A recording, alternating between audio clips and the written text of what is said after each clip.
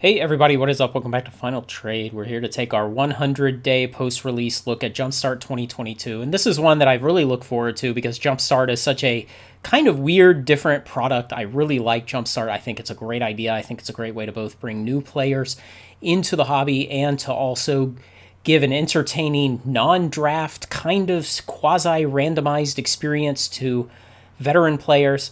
In the first 100 days post-release on TCG Player, Jumpstart managed to sell 2,833 boxes at a total of $304,000 for an average of $107 per box. Yeah, 107, and you can look at this 7-day moving average price action on here, this weird leg up that it took, and then it came back down. But even today, if you go look out on TCG Player at least, boxes are selling for about $104 each, and it's somewhat of a baffling price because just moments ago I went and looked with the distributor I'm with, and at distribution they are $80. They are less than standard draft boxes. Nowadays, standard draft boxes at distribution will start around $95. And again, these distribution numbers are always pretty squishy, so, they can vary a little bit.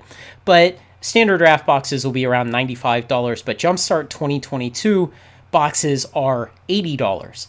So don't pay these prices today of 104. One thing I've been saying again and again and again for months now, since before Jumpstart 2022 released, was that there are still boxes of original Jumpstart from 2020 that are available today on eBay. I will have an affiliate link in the description below to that seller on eBay. You can get them for $81 if you buy 4 today. So don't buy Jumpstart 2022 today. Wait for it to come down into the low 80s.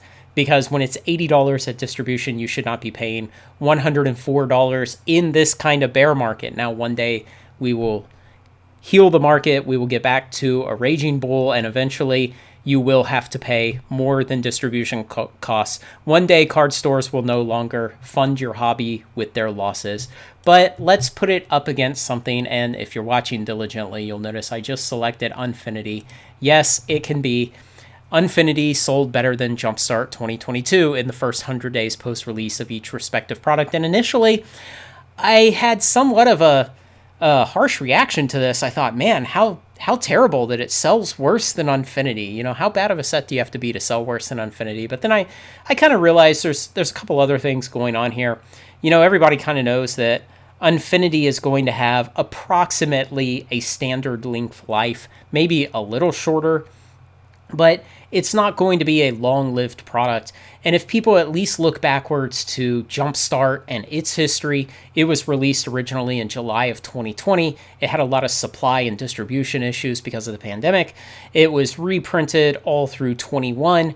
It unofficially went out of print in December of 21. And remember, those out-of-print dates are always, again, they're mostly rumor and hearsay, but December of 21 was the date when people were being told that it was out of print.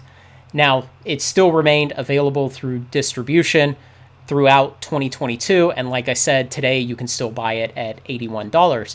And so everyone kind of understands that original Jumpstart, had a long life in the market, at least in print and available life at good prices. In fact, it still goes on today. And so I think people are kind of expecting the same thing. I sure know I am. Like I said, I've been telling people for months now, don't buy Jumpstart 2022. Keep buying original Jumpstart. It's got inverted EV. And Jumpstart 2022, I hope, will have a similarly long life. Jumpstart being one of those products designed to potentially bring new players into the game.